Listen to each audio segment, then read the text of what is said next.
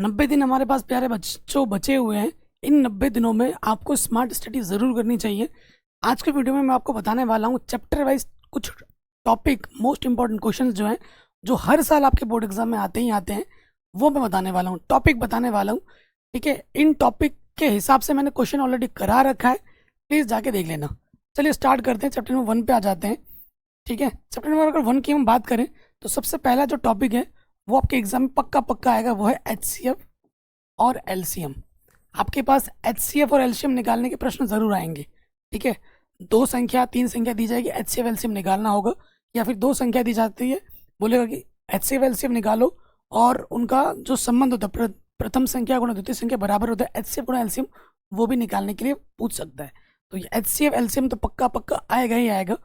उसके बाद अगला जो टॉपिक है, और यहाँ पे आज के वीडियो में मैं जो भी टॉपिक बता रहा हूँ वो श्योर शॉट है, आना ही आना है, निश्चित है। उसके बाद है अपरिमेय संख्या को सिद्ध करना। अगला जो टॉपिक है अपरिमेय संख्या सिद्ध करना, ये आपके एग्जाम में पक्का आएगा। जैसे कि √3 एक अपरिमेय संख्या है। ठीक है, 2 + √5 एक अपरिमेय संख्या है। अपरिमेय संख्या सिद्ध करने के लिए आपके एग्जाम में पक्का आएगा 100%। ठीक है, तो इस चैप्टर से इन 2 टॉपिक्स के आएंगे ही आएंगे, कम से कम 5 से 6 नंबर में। ये 2 टॉपिक पक्के हो गए, प्लीज़ कर लीजिएगा। और अगर मैं बताऊं इंपॉर्टेंट क्या पढ़ना है आपको, तो सबसे पहले हथियार है आपकी NCERT।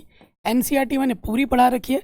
NCERT के सारे प्रश्नावली को करना है, प्रश्नावली तो सारी करनी ही करनी है, प्लस उदाहरण भी करना है। प्यारे बच्चों, आप लोग उदाहरण नहीं करते हो, उदाहरण ज़रूर कीजिए। ठीक है, अगर आप बोलोगे कि सर क्लास 10 मैथमेटिक्स NCERT के मोस्ट इंपॉर्टेंट क्वेश्चन टिक करा दीजिए, तो वो वीडियो मैं बना दूंगा और उस वीडियो का लिंक डाल दूंगा डिस्क्रिप्शन में, प्लीज़ जाके देख लेना अगर आप बोलोगे तो।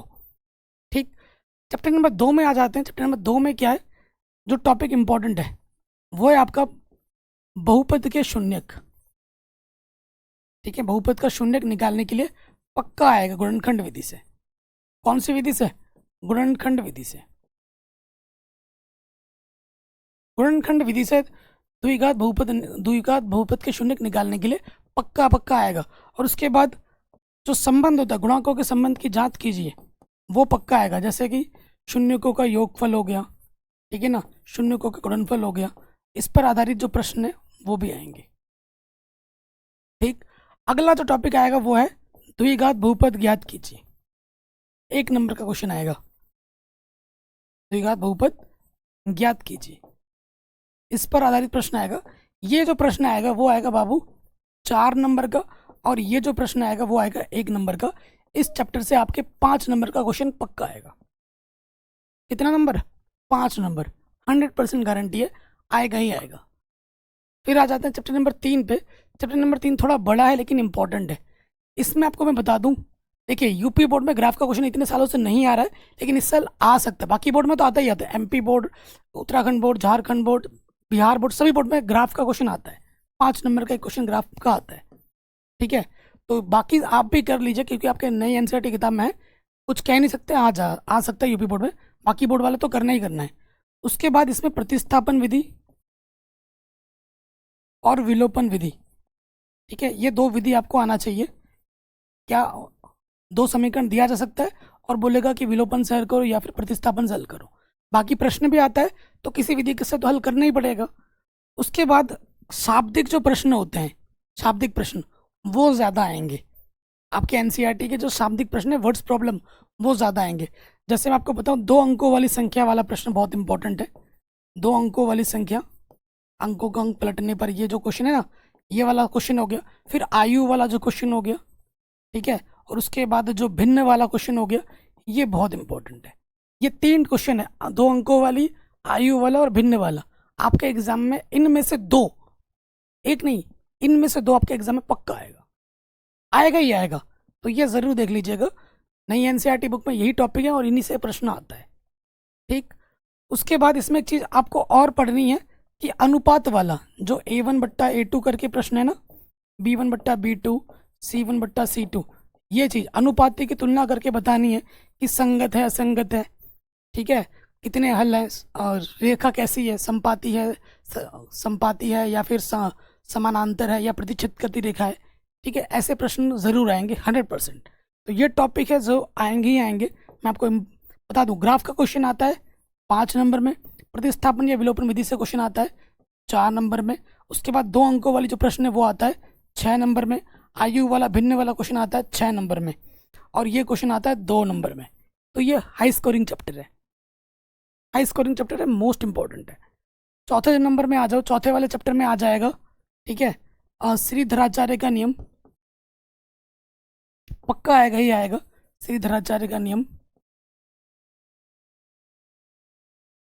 द्विघात समीकरण को हल कीजिए श्रीधराचार्य के नियम से। उसके बाद आता है आपका विविक्तिकर निकालने के लिए आ सकता है 1 नंबर में, विविक्तिकर 1 नंबर में। विविक्तिकर से हम क्या निकालते हैं, मूलों की प्रकृति। मूलों की प्रकृति आपके एग्जाम में पक्का आएगा 2 नंबर में, ठीक है, मूलों की प्रकृति पर आधारित प्रश्न आपको जरूर मिलेगा। और उसके बाद जो इसमें प्रश्न है, जो आंकिक शाब्दिक प्रश्न है वो ज़रूर कर लेना। एनसीईआरटी के जो शाब्दिक प्रश्न है, ट्रेन वाला, 5 किलोमीटर ज़्यादा हो जाता है, ऐसे टाइप के जो क्वेश्चन है वो बहुत इंपॉर्टेंट है, ठीक है। तो मैं आपको बता दूं, श्रीधराचार्य का नियम, यहाँ से एक क्वेश्चन आ जाएगा 4 नंबर का। जैसे एक द्विघात समीकरण दे देगा और बोलेगा कि द्विघात समीकरण का विविक्तिकर ज्ञात कीजिए, मूलों की प्रकृति बताइए, अगर वास्तविक है तो इन्हें हल भी कीजिए। ऐसे एक क्वेश्चन 4 या फिर 6 नंबर में आ जाता है। उसी क्वेश्चन में तीनों चीज़ आ जाती है। और शाब्दिक प्रश्न, वर्ड्स प्रॉब्लम, एक क्वेश्चन 6 नंबर का या फिर 4 नंबर का आएगा। छोटी सी प्रश्नावली ज़रूर कर लीजिएगा, ठीक है। इसमें एनसीईआरटी से ही करना है, एनसीईआरटी से बाहर से कुछ नहीं पढ़ना है, सारा एनसीईआरटी से आएगा। ये श्योर टॉपिक हो गए। 5वां जो चैप्टर है एनवा पद, ठीक है, क्या है, एनवा पद पे आधारित प्रश्न जरूर मिलेगा आपको। और उसके बाद एशन वाला जो प्रश्न होता है, आपको बस कुछ नहीं, बस एनसीईआरटी पढ़ना है, ठीक है। प्रश्नावली 5.2 और 5.3 पढ़ लीजिए अच्छे से, यहीं से प्रश्न आपको मिलेंगे। बहुत आसान प्रश्नावली है, सबसे आसान प्रश्नावली है, ठीक है। और यहाँ से हल्के मत लो, यहाँ से कम छोटे नंबर वाले प्रश्न आ जाते हैं ऑब्जेक्टिव में। एक एपी दिया होगा तो इसका 10वां पद क्या है, इस एपी का सार्वंतर क्या है, ठीक है। सभी चैप्टर के इंपॉर्टेंट क्वेश्चन मैं ऑलरेडी करा चुका हूँ, ऑब्जेक्टिव वगैरह, सब्जेक्टिव वगैरह जाके देख सकते हैं, ठीक। फिर हम आ जाते हैं त्रिभुज। त्रिभुज में सबसे इंपॉर्टेंट है आपका प्रमेय, ठीक है। कई बच्चे मुझे बोलते हैं सर मुझे ना त्रिभुज चैप्टर बहुत ज़्यादा टफ लगता है, तो प्रमेय 6.1 है, 6.2 है, 6.3 है, 6.4 है और 6.5 है, 5 प्रमेय हैं, ठीक है। 5 प्रमेय आपको पूरे आने चाहिए। इन प्रमेय का अगर आपको समझ है, तो प्रमेय की समझ अगर आपको है तो सारे प्रश्न आप कर पाओगे आराम से, नहीं तो प्रश्नों को आपको रटना पड़ेगा, और कितना ही रट पाओगे आप प्रश्नों का। अगर प्रमेय का प्रूफ बताऊं तो थेल्स प्रमेय का प्रूफ सबसे ज़्यादा पूछा जाता है, ठीक है, थेल्स प्रमेय का प्रूफ ज़्यादा आता है। और मान के चलिए कि 99% चांस से आपके एग्जाम में थेल्स प्रमेय प्रूफ आएगा ही आएगा। उसके बाद 6.2 भी आता है, ठीक है। बाकी ये भी आता है, ये इसके आने के चांसेस 10% है, सबसे ज़्यादा यही आता है पहला वाला। तो अगर आपको प्रूफ से डर लगता है तो पहला वाला रट लो, पहला वाला तो हर साल आ जाता है लगभग। उसके बाद प्रश्नावली जो है आपका 6.2 है और 6.3 है। और इससे पहले पहले जो उदाहरण है एनसीईआरटी के उदाहरण बहुत इंपॉर्टेंट है, उदाहरण बहुत ज़्यादा इंपॉर्टेंट है। आप लोग उदाहरण स्किप कर रहे हो, उदाहरण के प्रश्न बोर्ड एग्जाम में ज़्यादा आते हैं। और 6.2 में मैंने टिक करा दिया है, और एनसीईआरटी के प्रश्न ही कीजिए, बाकी कुछ करने की जरूरत नहीं है। सारा कुछ नहीं पढ़ पा रहे, जो मैंने टिक किया है ना क्वेश्चन, बस उनको कर लेना, ठीक है। एनसीईआरटी वीडियो में मैंने छठे चैप्टर में प्रश्न जब पढ़ाया भी है एनसीईआरटी, तो मैंने बता दिया है कि ये क्वेश्चन हर साल एग्जाम में आता है। 6.3 में 4 या 5 क्वेश्चन ऐसे जो बड़े नंबर में आते हैं, और 6.2 में भी 2-3 क्वेश्चन है, एक तो छोटे नंबर में आता है और एक बड़े नंबर में आता है, तो मैंने बता दिया है। प्रश्नावली से ही आएगा प्रश्न, कहने का मतलब है। निर्देशांक ज्यामिति से जो टॉपिक आपका आएगा, 2 बिंदु के बीच की दूरी, 1 नंबर का क्वेश्चन, 2 बिंदु के बीच की दूरी, ठीक है। यहाँ से प्रश्न आता है 1 नंबर का, हो सकता है इसमें से संरेख पूछ दे। अगर आपको बिंदु दे रखा है तो इसका भुज क्या होगा, कोटि क्या होगा, 1 नंबर में आ सकता है, संरेख पूछ दे। उसके बाद आपसे ये पूछ दे 2 बिंदुओं के बीच की दूरी के आधार पर कि वर्ग होगा, किस प्रकार का चतुर्भुज है, वर्ग है, आयत है, समचतुर्भुज है, क्या है। उसके बाद आपसे ये पूछ सकता है त्रिभुज किस प्रकार का है, ठीक है। अगला जो टॉपिक इंपॉर्टेंट जो हर साल आता है, समदूरस्थ वाला, ठीक है। समदूरस्थ वाला क्वेश्चन हर साल आता ही आता है। और उसके बाद आपका आता है विभाजन सूत्र वाला प्रश्न, हर साल आता है, ठीक है, बहुत इंपॉर्टेंट है। विभाजन सूत्र वाले से अगर मैं आपको बताऊं कि विभाजन सूत्र से 4 नंबर का क्वेश्चन आएगा, समदूरस्थ से भी 4 नंबर का क्वेश्चन आएगा, और यहाँ से 1 या 2 नंबर का क्वेश्चन आएगा। आसान चैप्टर है, आराम से बना सकते हो। समदूरस्थ वाला जो प्रश्न है वो मिलेगा, विभाजन सूत्र वाला जो प्रश्न है 7.2 से वो ज़रूर आएगा, ठीक है, 2 बिंदुओं की बीच दूरी ज़रूर आएगा, तो ये देख लेना। मोस्ट इंपॉर्टेंट टॉपिक हो गए। त्रिकोणमिति, त्रिकोणमिति आप एनसीईआरटी में बोल लूँगा, टॉपिक क्या बताऊँ त्रिकोणमिति से। जैसे साइन थीटा आपको दे रखा है, साइन थीटा आपको दे रखा है कुछ, आपको क्या निकालना है, कॉस थीटा का मान निकालने के लिए बोल दिया जाएगा। ऐसा एक प्रश्न तो आपको मिलेगा ही मिलेगा। प्रश्नावली 8.2 है, त्रिकोणमिति टेबल से एक प्रश्न पक्का आएगा। और मैं फिर से वही बता रहा हूँ कि ज़्यादा कुछ नहीं, आपको बस एनसीईआरटी ही पढ़नी है इस चैप्टर से, एनसीईआरटी से ही सारा कुछ आता है। और जो सिद्ध करने वाले प्रश्न है 8.3 में, ठीक है, जो सिद्ध करने वाले जो 10 प्रश्न है बस उनको कर लीजिए, ठीक है। सिद्ध करने वाला प्रश्न एक पक्का आता है, 4 या फिर 4 नंबर में ही ज़्यादा पूछा जाता है सिद्ध करने वाला प्रश्न। और यहाँ से त्रिकोणमिति की जो मान रखने वाला जो प्रश्न होता है वो 2 नंबर का आता है, ये भी आपका 2 नंबर में आता है, ठीक है। तो 4, 8 या 8, 10 नंबर का इससे आता है। नवे चैप्टर में तो क्या है कि भाई प्रश्न पढ़ोगे, चित्र बनाओगे, क्या दिया है, क्या निकालना है, संबंध लगाना, हल करना है। 15 प्रश्न है और एनसीईआरटी से ही आता है, ठीक है। कुछ क्वेश्चंस हैं जो एनसीईआरटी से बाहर है, जैसे एक क्वेश्चन आपको ऐसा मिलेगा चिड़िया वाला, एक क्वेश्चन है बादल वाला, नीचे उड़ जाती है। ये 2 क्वेश्चन हटके हैं जो एनसीईआरटी में नहीं लेकिन बार बार पूछे गए हैं, और वो क्वेश्चन भी मैंने ऑलरेडी करा दिए हैं इंपॉर्टेंट वाले वीडियोज़ में, और आप बोलोगे तो नए सीरीज़ में भी करा देंगे, ठीक है। तो इसके लिए तो आपको प्रश्नावली 9.1 अच्छे से पढ़नी पड़ेगी।